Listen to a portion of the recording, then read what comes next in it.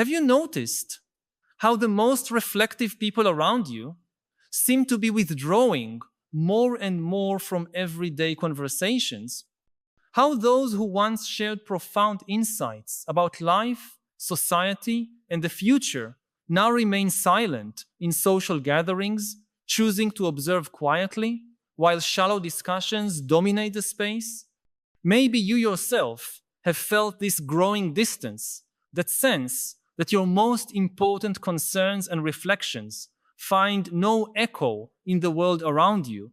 If you've ever caught yourself thinking, it's becoming harder to find conversations that truly matter, that challenge your ideas, or explore questions beyond the immediate and the trivial, you're not imagining things. What you're observing is a very real and revealing phenomenon of our time, the increasing isolation of those who think deeply about the human condition and the direction we're taking as a species.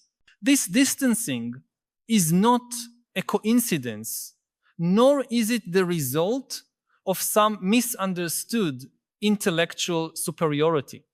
It's a direct symptom of the fundamental transformations our society is undergoing in this unique historical moment. For the first time in human history, we live in a world where the pace of technological change surpasses our collective capacity for reflection, and where the algorithms that govern our access to information favor immediacy, emotionality, and polarization over complexity, nuance, and contemplation. The sages of our time are not withdrawing by personal choice, but because the cultural environment we've created has rendered their voices increasingly inaudible amidst the deafening noise of digital modernity. To grasp the depth of this transformation, we need to look at how knowledge and wisdom have traditionally been cultivated and transmitted throughout human history. For millennia, in cultures as diverse as ancient Greece, imperial China, the medieval Islamic world, and indigenous American traditions, there were specific social spaces dedicated to contemplation and deep dialogue. The Greek agora wasn't just a place for commerce, but a hub of philosophical debate where citizens gathered to explore fundamental questions about justice, truth, and virtue. Medieval monasteries preserved and developed knowledge through centuries of political turbulence. Japanese tea houses created elaborate rituals that forced participants to slow down and reflect. Native American talking circles established protocols to ensure every voice was heard and considered with due care. In all these historical contexts, there was an implicit recognition that wisdom does not emerge spontaneously. It requires time, silence, contemplation, and crucially, a social environment that values and protects these processes. The sages of those times were not isolated figures, but integrated members of communities that understood the value of their insights and created structures to nurture and share their wisdom. They had receptive audiences, attentive disciples, and social institutions that acknowledged their essential contribution to the common good. Most importantly, the pace of life allowed complex ideas to be developed over time, tested in prolonged discussions, and refined through multiple iterations before being accepted or rejected. This social structure supporting deep thought began to disintegrate with the Industrial Revolution, but was completely dismantled by the digital revolution of the last 20 years. What we have today is something unprecedented in human history, an attention economy that operates by capturing and monetizing every second of human mental time. The platforms that dominate our social lives are not neutral. They are sophisticated behavioral engineering machines designed to maximize engagement, not understanding. They operate according to the ruthless logic of attention capitalism, where content that generates clicks, shares, and instant emotional reactions is algorithmically favored, while reflections requiring time and contemplation are systematically buried. The result is an informational environment fundamentally hostile to the kind of thinking that produces genuine wisdom. When a complex idea that requires 15 minutes of careful explanation competes for attention with a meme that provokes an instant reaction, the meme always wins. When a nuanced analysis of a complex social issue is placed alongside a simple slogan that confirms existing biases, the slogan dominates the conversation. When a perspective that questions our fundamental assumptions faces a narrative that allows us to maintain our beliefs unchanged, we invariably choose the comfort of confirmation over the discomfort of intellectual growth. The deep thinkers of our time find themselves in an impossible position. They can try to adapt their ideas to the format and pace of digital communication, but this inevitably leads to excessive simplification and distortion of their most important insights. A reflection on the nature of human consciousness in the age of artificial intelligence cannot be adequately conveyed in a 280-character social media post. An analysis of the ethical implications of biotechnology doesn't translate well into a 30-second video. A contemplation on the meaning of death in a society that promises digital immortality requires a kind of sustained attention that few are still capable of offering. The alternative is to preserve the integrity of their thinking, but accept an increasingly smaller audience. And that is exactly what is happening. The true intellectuals of our time are gradually retreating from public discussion spaces, not out of elitism or disdain for the masses, but because they recognize that their voices have been lost in the digital cacophony. They write books that few read in full, give lectures to ever smaller audiences, and participate in conversations that take place in increasingly closed circles. The isolation of the wise is not a choice. It is a rational response to an environment that has made their participation both useless and impossible. This phenomenon has consequences far beyond the personal frustration of the thinkers involved. A society that loses access to the wisdom of its most contemplative members is a society that loses the ability to successfully navigate complex challenges that require historical perspective, systemic thinking, and careful consideration of long-term consequences. We are seeing the results of this in our collective inability to adequately respond to crises like climate change, growing inequality, political polarization, and the existential risks of artificial intelligence. All of these problems require exactly the kind of deep, long-term thinking that our attention economy systematically discourages. The irony is that we've never had such extensive technical access to accumulated human wisdom. Anyone with an internet connection can instantly access philosophical, scientific, and literary texts that represent the best of human thought across millennia. But technical access is not the same as real access when these texts compete for our attention with an endless stream of content designed to capture and hold us through immediate emotional stimuli. They become practically invisible. It's like having access to an infinite library, but being trapped in a permanent fairground, where vendors constantly shout offers and promises that prevent us from hearing our own thoughts. The problem worsens because our capacity for sustained attention is being systematically eroded by constant exposure to fragmented digital stimuli. Neurological studies show that brains exposed to constant streams of digital information develop activation patterns that favor fast and superficial processing over deep and sustained reflection. We are literally rewiring our brains in ways that make us less capable of engaging with complex ideas that require patient contemplation.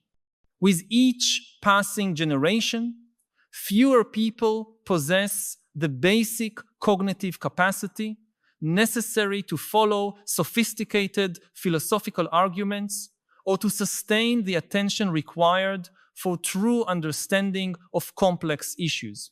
I want to pause for a moment to ask, have you felt this growing inability to maintain focus in deep conversations? That sense that your mind has been trained to constantly seek the next stimulus, making it hard to stay with an idea long enough to truly understand it? I know many of us struggle in silence against this fragmentation of our thinking capacity, perhaps feeling that we've lost something essential about ourselves without being able to name exactly what it was. If you recognize this experience, share it in the comments. I feel I lost the ability for deep attention when. Your honesty may help others realize they're not alone in this struggle against the acceleration of the modern world. But the isolation of the wise is not only a result of technological change, it is also a consequence of deeper social and economic transformations that have fundamentally altered the relationship between knowledge and power in our society. In previous eras, holders of wisdom generally also held social authority. Philosophers advised kings. Priests interpreted the divine will for entire communities. And elders were respected for their accumulated experience. This convergence between wisdom and power was not perfect and often led to corruption and abuse. But at least it created an institutional incentive to value and protect deep thinking. In contemporary society, we observe a radical divergence between knowledge and power. Economic and political power is concentrated in the hands of those who control information systems, logistics, and technology, not necessarily those who possess wisdom about the human condition or a deep understanding of the long-term implications of our collective actions. The true power centers of our time are tech companies led by individuals who may be brilliant in engineering and business, but who often demonstrate a surprisingly limited understanding of human psychology, social dynamics, or the lessons of history on how societies evolve and collapse. This dissociation between wisdom and power means that the most important voices for our collective future are precisely those with the least influence over the decisions shaping that future. As philosophers thinking deeply about AI ethics are not in the rooms where decisions about how the technology will be developed and implemented are made, historians who understand the patterns of civilizational collapse are not consulted by political leaders making decisions that could trigger those very patterns. Psychologists who study the effects of social media on human mental health have no power to regulate the platforms causing the damage they document. The result is a world driven by a form of technical intelligence disconnected from deeper human wisdom. We have increasingly sophisticated systems operated by people with an ever more limited understanding of the human implications of these systems. It's as if we are building ever more powerful machines while progressively losing the ability to understand what those machines should be used for or what kind of life they should help us create. This divergence between technical capacity and human wisdom is visible in nearly every aspect of contemporary life. We have algorithms capable of predicting human behavior with extraordinary precision, but we use this ability mainly to sell products and influence elections, not to create conditions that promote human flourishing. We've developed biotechnologies that could eliminate hereditary diseases, but we implement these technologies within economic systems that ensure only the wealthy have access to their benefits. We've created communication systems that could facilitate global dialogue on shared challenges. Yet we've allowed these systems to be hijacked by algorithms that amplify division and polarization because that generates more engagement and therefore more profit. The isolation of the wise is both a cause and a consequence of this dissociation. As deep thinkers withdraw from public spaces of discussion, important decisions are increasingly made without their input. And as those decisions create a world increasingly hostile to deep thought, more wise individuals retreat, creating a vicious cycle that accelerates our collective drift toward a future guided by technical intelligence, disconnected from human wisdom. But perhaps the most disturbing aspect of the contemporary isolation of the wise is how it reflects a fundamental shift in the very nature of what we consider wisdom. For most of human history, wisdom was associated with the ability to integrate knowledge with lived experience, to see long-term patterns, to understand the connections between different aspects of human experience, and to offer guidance on how to live well in the face of uncertainty and mortality. Wisdom was recognized as qualitatively different from intelligence or technical knowledge. It was a form of understanding that emerged from the combination of careful thought and deep life experience. In the information age, this traditional conception of wisdom has been progressively replaced by an almost exclusive valuation of two types of knowledge: factual information that can be quickly verified and personal opinion that can be immediately expressed. The intermediate space, where wisdom traditionally resided, the domain of careful reflection on complex questions that do not allow simple or quick answers, has been colonized by algorithms that offer instant information and platforms that encourage immediate emotional reactions. There is no longer a social space for the kind of patient contemplation that turns information into understanding and understanding into wisdom. This creates a paradoxical situation where we have access to more information than any previous civilization, but produce less wisdom than societies that were far less technologically advanced. An ordinary person today has instant access to more facts about the world than the greatest scholars of the past, yet that same person often shows less ability to use those facts to wisely navigate the basic challenges of human existence.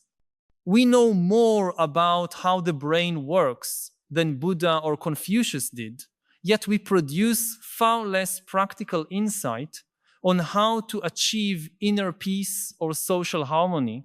This reversal is particularly evident in how we deal with uncertainty and complexity. Traditional societies developed sophisticated philosophical and spiritual traditions to help individuals live constructively with what they could not control or fully understand. Modern society, in contrast, promises to eliminate uncertainty through more information and to deliver control through better technology, but that promise is fundamentally illusory. The world becomes more complex and unpredictable as our technical capacity to modify it increases. The result is that we find ourselves less prepared psychologically and philosophically to deal with uncertainty and complexity than societies that were far less technologically advanced. The wise individuals of our time recognize these fundamental limitations of the modern approach to knowledge, but their attempts to articulate more nuanced perspectives are systematically discouraged by a cultural environment that rewards performative certainty over intellectual humility and simple solutions over honest acknowledgement of complexity. A philosopher who tries to explain why a particular issue does not allow for a simple answer will always be outshined in the attention economy by a commentator offering an apparently clear and definitive solution, even if that solution is superficial or fundamentally flawed. This dynamic has led many of the most careful thinkers of our time into a form of internal exile. They continue to work, research, and reflect, but increasingly do so in isolation or in small communities of other thinkers who share their frustration with the state of public discourse. They write for specialized audiences, attend academic conferences the general public never hears about, and have deep conversations only with other members of an intellectual class, increasingly disconnected from broader society. This growing separation between deep thinkers and the rest of society is not just a loss for the intellectuals themselves. It is a catastrophic loss for all of humanity. At a moment in history when we face unprecedented challenges that require collective wisdom to navigate, we are systematically marginalizing those members of our species most capable of offering that wisdom. It's as if we are entering a perfect navigational storm while choosing to ignore our most experienced navigators in favor of GPS systems that may fail at the exact moment we need them most.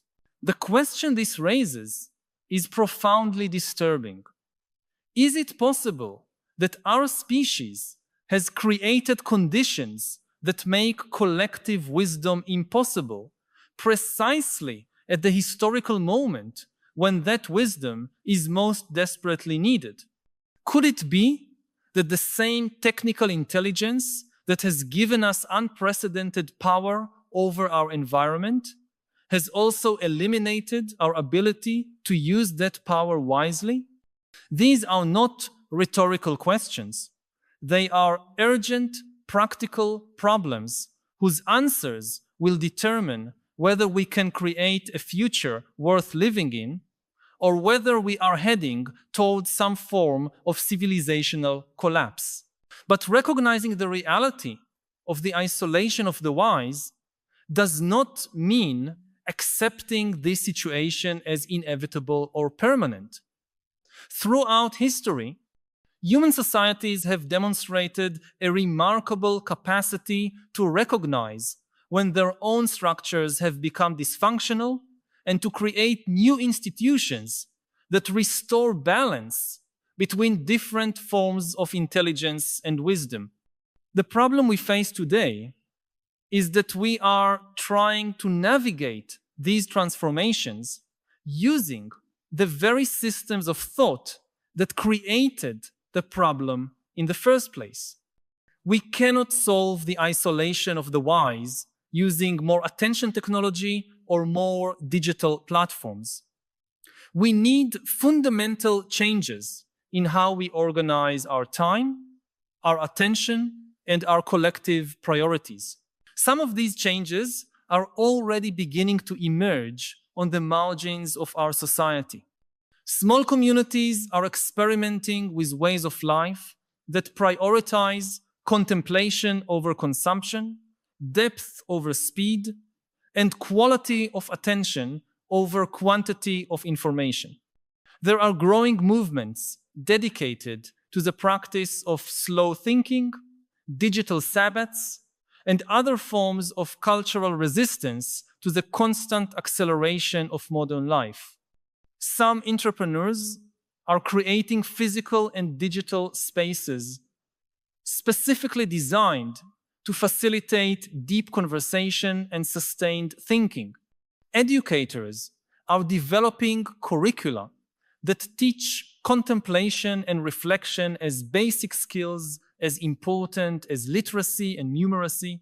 These initiatives are still small and fragmented, but they represent signs of a potential broader shift in cultural consciousness about the value of wisdom and the need to protect the conditions that allow it to develop. The growth of long-form podcasts, renewed interest in ancient philosophy, the mindfulness movement, and the rising popularity of contemplative practices in secular contexts suggest that many people intuitively feel that something essential was lost in the transition to digital modernity and are seeking ways to recover it. If these reflections have touched something you've been feeling, but perhaps haven't found the words to express, know that you are not alone. By subscribing to the channel, you'll connect with a growing community of people who share your concerns and your desire for a deeper understanding of the philosophical challenges of our time. Each week, we meet here to explore together the great questions that define our era and to seek not only understanding, but also wiser ways of living amidst the transformations we are witnessing. This is not just a channel, but a space for dialogue and collective growth. Join us on this ongoing journey. Subscribe so we can continue this essential conversation about how to live with more wisdom and purpose in a world that often leaves us disoriented and divided. The future of human wisdom will not be determined solely by technological developments or economic changes, but by conscious choices we make about the kind of society we want to create and the kinds of voices we choose to honor and amplify. The isolation of the wise is a symptom of collective choices that have prioritized speed over reflection, engagement over understanding, and economic growth over human flourishing.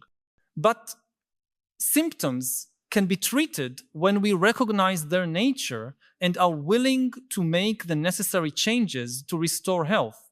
The question that remains is whether we will be able to make these choices before the isolation of the wise becomes so complete that we lose access to the very wisdom we need to navigate the challenges we have created for ourselves. This is a question each of us must answer, not only with our thoughts, but with our daily actions, how we choose to use our attention, our time, and our energy. The fate of human wisdom is ultimately in our hands. The question is whether we still have the wisdom to recognize this and act accordingly. Hello, everybody. And what I want to talk to you today about is the power to shape the world and the power to shape our future. About your power as leaders and as innovators, but also about the power of the human species as a whole. And the big question we are facing is whether AI is taking away humanity's power to control our future, or perhaps AI is giving humanity more power than ever before. And also, can we even speak about humanity, about a single humanity anymore? Or perhaps humanity in the era of AI is splitting into different groups, each with a radically different future. But before we get to AI, we have to say a few words about politics. The relatively stable liberal order of the early 21st century is collapsing.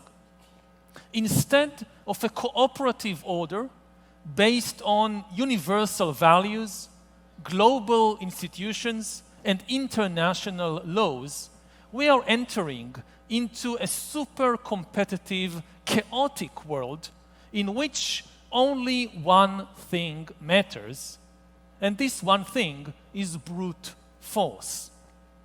Leaders like President Trump envision the world as a collection of fortresses, with each country separated from the others by high walls. Financial walls, like tariffs, military walls, cultural walls, and physical walls. This vision may have certain advantages, but it fails to address one key problem. Walled fortresses are seldom friendly. Thousands of years of history teach us that each national fortress would probably want a bit more security, prosperity, and territory for itself at the expense of the neighbors. And in the absence of universal values, global institutions, and international laws, how would rival fortresses resolve their disputes? For millennia, the vision of the world as a collection of fortresses always led to exactly the same outcome: a never-ending cycle of wars, with powerful empires conquering their weaker neighbors and eventually fighting each other for supremacy. This is already beginning to happen all around us. Wars of conquest, which were taboo since 1945, are coming back. Russia already sustained 1 million casualties in its attempt to conquer Ukraine and re-establish the Russian Empire. The Trump administration has already expressed imperial ambitions regarding Greenland, Panama, and even Canada, and seems to support Israel's conquest of Gaza. China, too, has its eyes on overseas expansion. The collapse of the old order is frightening, but it is also, of course, an opportunity to shape a better order. And the big question is, who will be the shapers? In the old liberal order, the ideal was that all humans would be shapers. It didn't matter whether you came from the USA or Brazil, whether you're white or black, a man or a woman, straight or gay, you had equal human dignity, and therefore, in theory at least, your views and interests counted for something. Sure, this liberal ideal was never fully realized. Ideals are not reality. But the liberal world was nevertheless a huge improvement over previous historical models.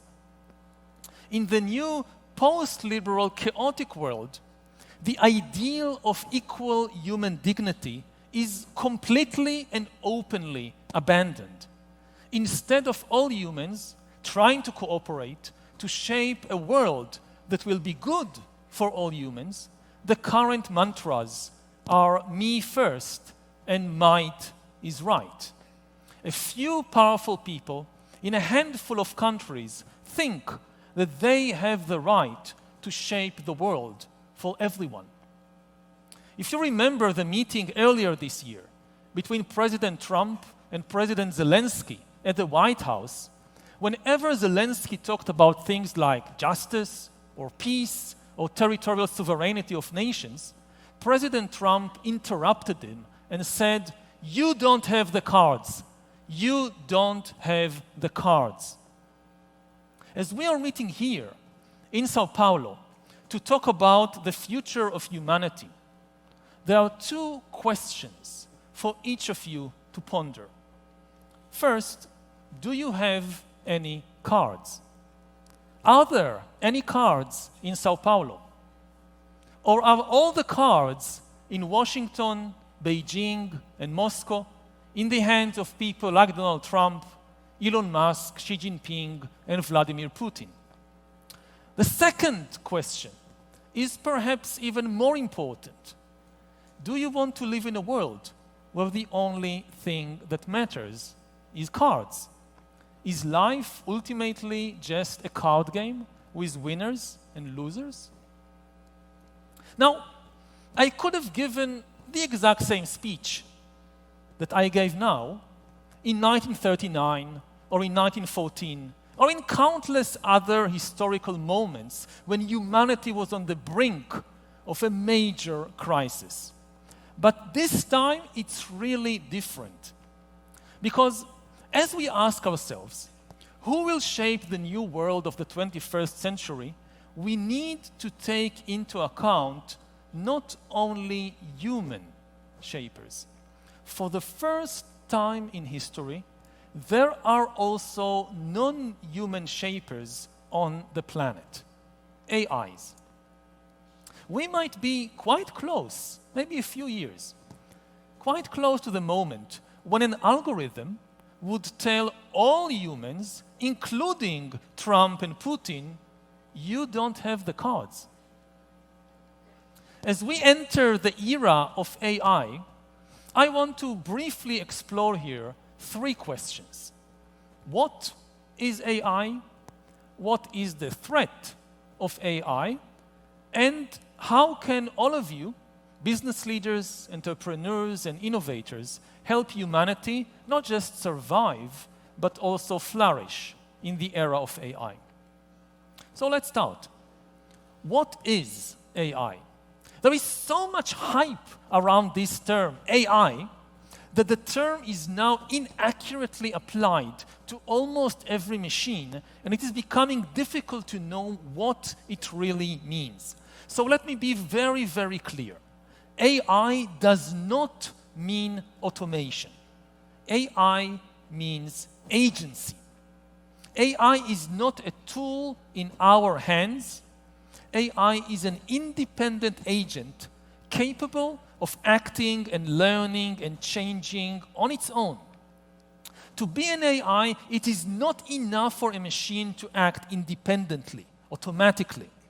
It must also have the capacity to learn and change by itself, to make decisions by itself, and to invent new ideas by itself. As a simple example, consider a coffee machine. If you press a button and the machine automatically makes you an espresso according to a pre-programmed procedure, this is not AI.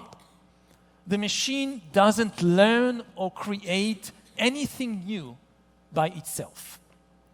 But suppose that as you approach the machine, even before you press any button, the machine says to you, I've been monitoring you for the last few weeks. Based on everything I've learned about you, and based on your facial expression right now, I predict that you would like to have a double espresso with 1 spoon of sugar. So I've already made you such a cup. Here, take it. That's an AI. It learned something by itself and decided something by itself. And it is really AI if the following day the machine announces, I've now invented a new drink that I call Bespresso, and I think you would like it even better than espresso. So here, try it out. I made you a cup. The confusion about AI results in part from the term itself. The term AI has been invented decades ago as an acronym for artificial intelligence.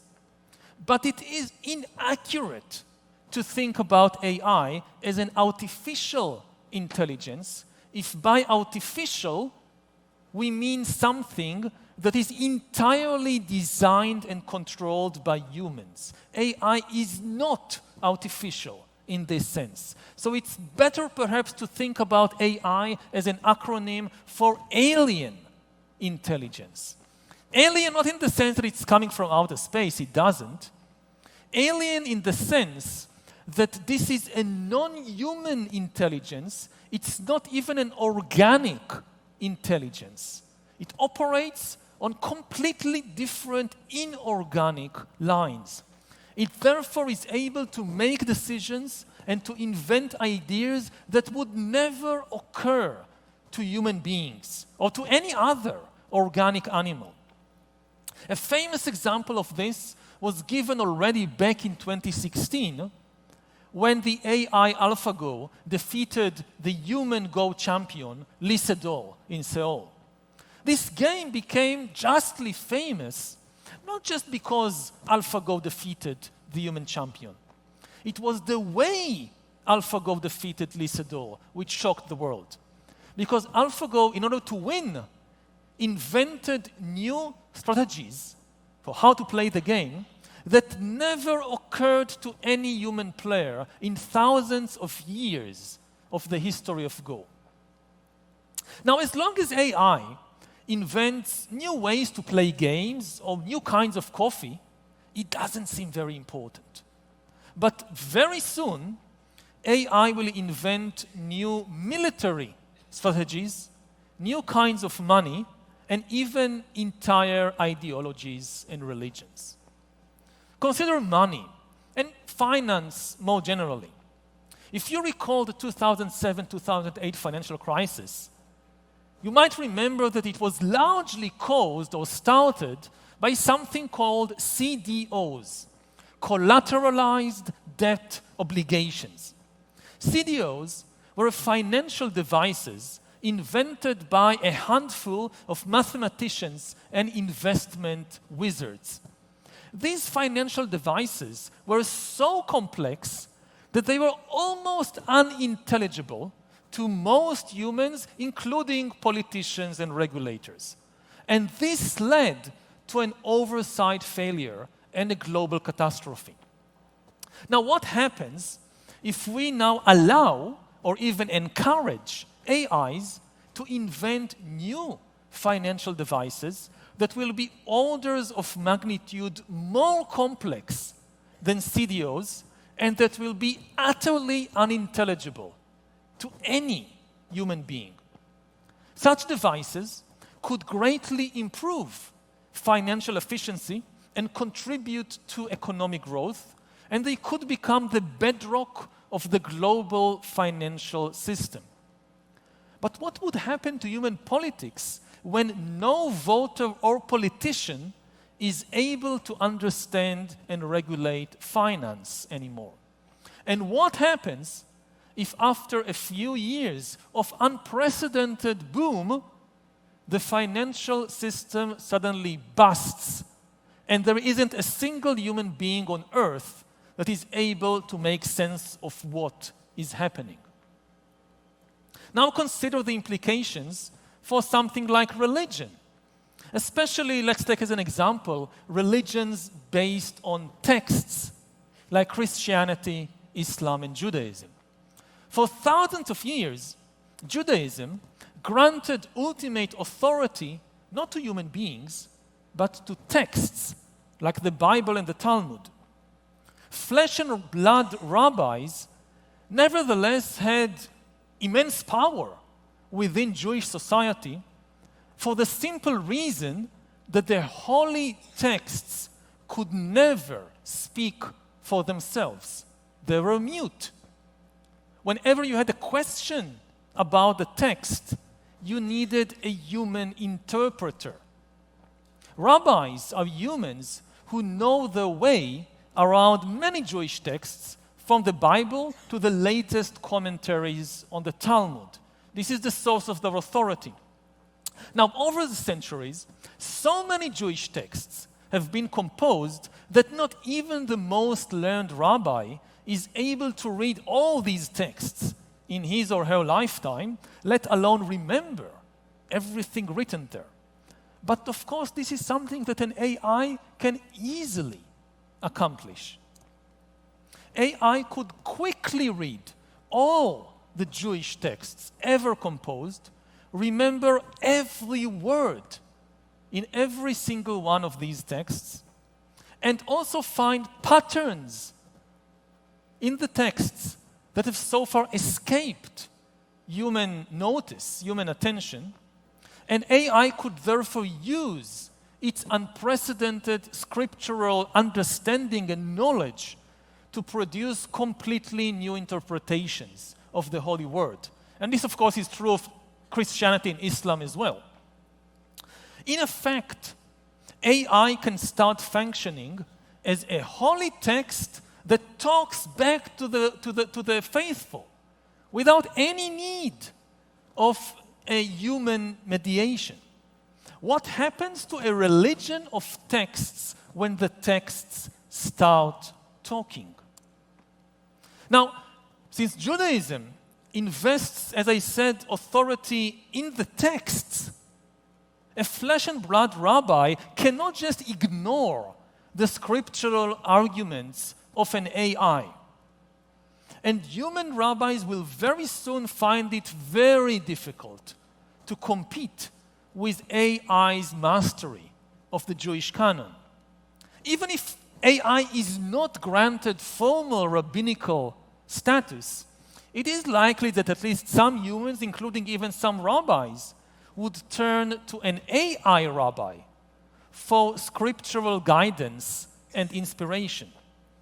The result might be surprising new developments in very old religions or the emergence of entirely new religions. Now, these kinds of developments have enormous positive potential. They can help humanity in countless ways, from inventing new medicines to preventing catastrophic climate change. But, of course, AI also poses many threats. So let's move on to the second question of what is the threat of AI. The basic problem with AI is not that it is evil. The problem is that it is alien and therefore unpredictable and untrustworthy. At the heart of the AI race, there is a paradox of trust. Humans find it difficult to trust one another, especially as the world is becoming a collection of hostile fortresses. But the people who develop AI somehow manage to believe that we could trust the AIs. When I meet the people who lead the AI revolution, I normally ask them two questions. First, I ask them, why are you moving so fast when there are such huge risks? And the response almost everybody gives is the same. They say, we agree we know that there are big dangers, and it would be best to proceed with more care. However, if we slow down while our competitors in the other company or in the other countries won't slow down, they will win the AI race, and the world will be dominated by the most ruthless people. We cannot trust our human competitors, so we must move as fast as possible. Then I ask the second question. Do you think you could trust the super intelligent AIs that you're developing? And the same people who just told me they can't trust the human competitors suddenly assure me that they could trust the super intelligent AIs. And this is such a paradox, because we have thousands of years of experience with human beings. We have a broad understanding of human psychology and biology, of the human craving for power, of the tricks humans use to gain power, and also of the forces that keep the human pursuit of power in check. We have also made considerable progress in finding ways to build trust between humans. 100,000 years ago, people lived in tiny bands of just a few dozen individuals and couldn't trust anybody outside their band. Today, there are nations like Brazil with hundreds of millions of citizens, and there are even bigger networks of cooperation linking all 8 billion humans on the planet. Complete strangers often grow the food we eat and invent and develop the medicines that keep us healthy. Of course, we are far from completely solving the problem of human trust, and there are still many tensions and conflicts and wars in the world. But with humans, at least we understand the challenge we are facing. In contrast, we have almost no experience with super intelligent AIs. We have just created the very first prototypes. We already know that even primitive AIs can lie, manipulate, and adopt goals and strategies that were not foreseen by their human developers. We have no idea what will happen when millions of super intelligent AIs interact with millions of humans, and it is even more difficult to predict what will happen when millions of super intelligent AIs interact with one another, creating AI societies, AI tribes. What kind of goals will they develop? What kind of tricks might they invent? True, at present, it is humans who develop the AIs, so we can try to design them in a way that will make them safe for humanity. But remember that a machine is an AI only if it is capable of learning and changing by itself, making decisions by itself, and inventing new ideas by itself. So no matter how human designs them originally, the AIs can then change in a radical and unpredictable manner. And it's a huge gamble to simply trust that these super intelligent alien intelligences will always remain our obedient servants. The humans who despair of trusting other humans, yet think they can trust these alien intelligences, may be making a very, very big mistake.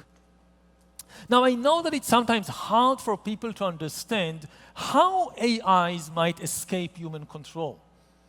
Due to the influence of science fiction, when we talk about AIs escaping our control, people tend to imagine a scenario of killer robots running in the streets, shooting people. While something like this is actually already happening in some places like Ukraine and like Gaza, this is nevertheless the wrong image. If you want to understand how AIs can escape our control, don't think about killer robots. Think about business corporations. What are corporations? Corporations like Microsoft or SpaceX or Petrobras are non-human agents. Though they don't have a body or a mind, these corporations can open bank accounts, can hire people, fire people, lobby politicians, and do many, many other things. Now, previously, this corporate agency was just a legal fiction, a fantasy of lawyers. Why?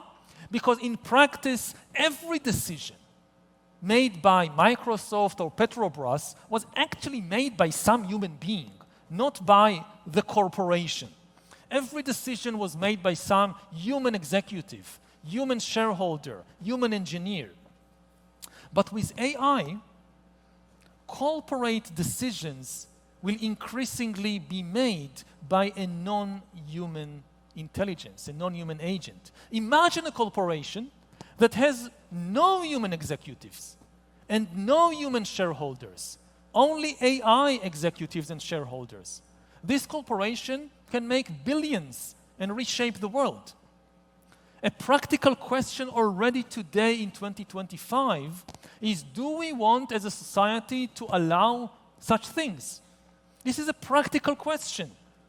Do we as a society allow AIs to open bank accounts, to manage corporations, to trade and invest, to hire people, to lobby politicians? So let us move to the last question.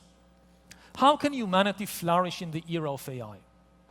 To survive and flourish, we need to remember two lessons from history. First, power isn't happiness. We humans have been extremely good in acquiring power, but so far we have not been very successful in translating power into happiness.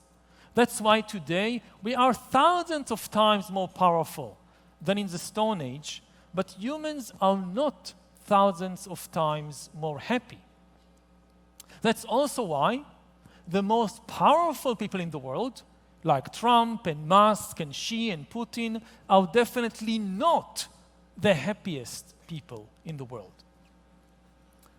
Secondly, to survive and flourish, we should remember also that intelligence isn't wisdom.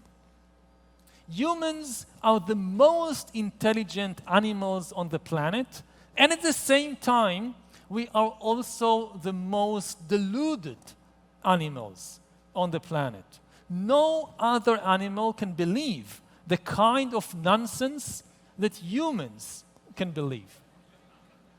For example, my home region of the Middle East is burning in a horrendous war, fueled in part by the most ridiculous fantasies you can imagine.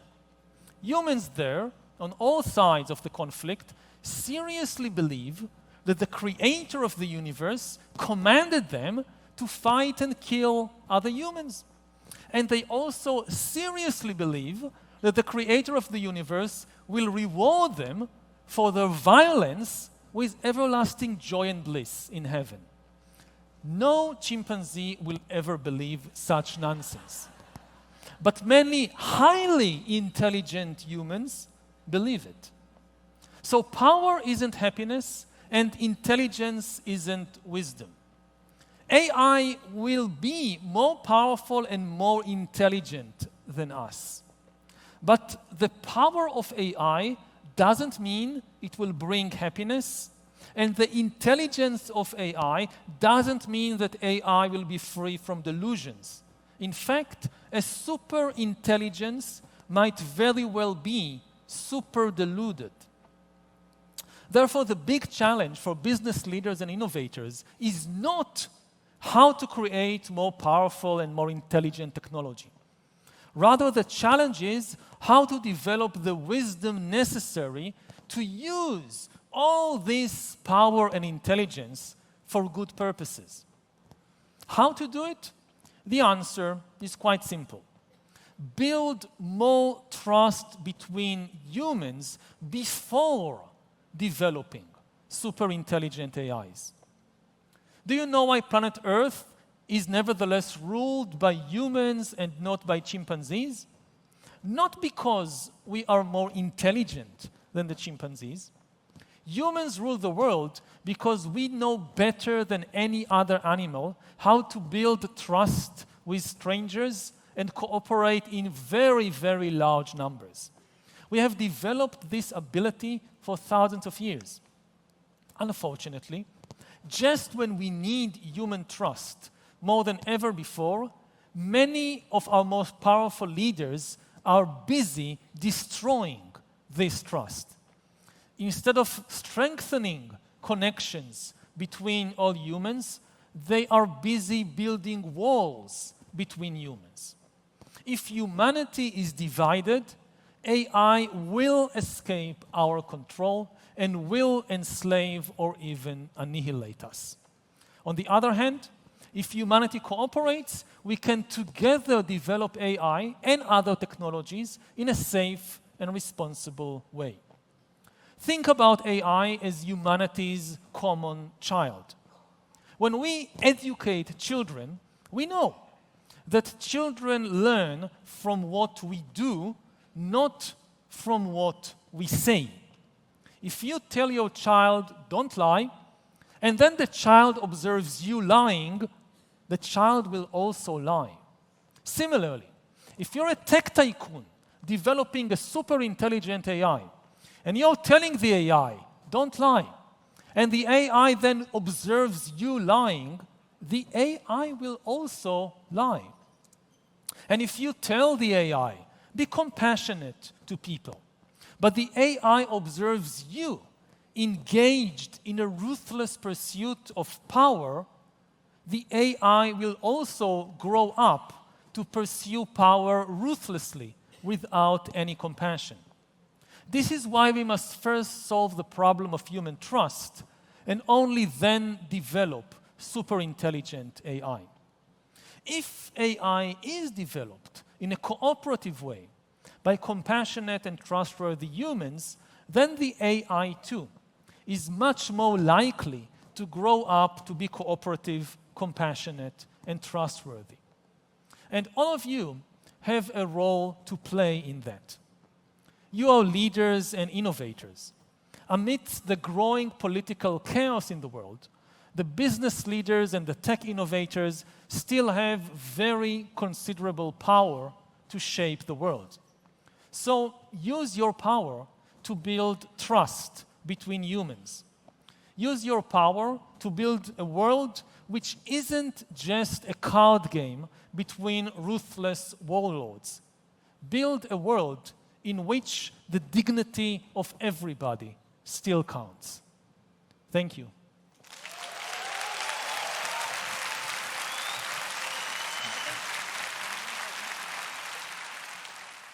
Writing history is somewhere in between kind of science and art. To write a history book, it's not an equation. You need to tell stories. So I also, to some extent, I see myself as an artist. And I don't know if I'll still be writing books in 5 years or 10 years, because maybe by the 2030s, AIs will write books like Sapiens and Nexus so much better than me that it will be kind of almost meaningless for a human being to engage in that. The amount of information that I can gather is infinitesimal compared to the AI. Yeah. I've already seen, these wonderful stories written by AI, and I agree that humans will always want to create for the joy of creating, as children do. But would it still be valued? Until today, it's not just that we liked doing it, it was extremely valuable. Nothing on planet Earth could be as creative as us. And now in more and more fields, there is something. This extremely cynical view of humans is not true. Yes, humans are interested in power to some extent in some situations, but this is not the only thing that we want. We are not power-crazy demons. If you look at yourself, start with yourself. Mm-hmm. If I look at myself, do I want power in life? Yes, in some situations I want. This is not the only thing. I really want to know the truth about myself, my life, the world. And the key reason for that is that if you don't know the truth about yourself, you can never be happy. Because you don't know what are the sources of misery in your life, and you can't solve them.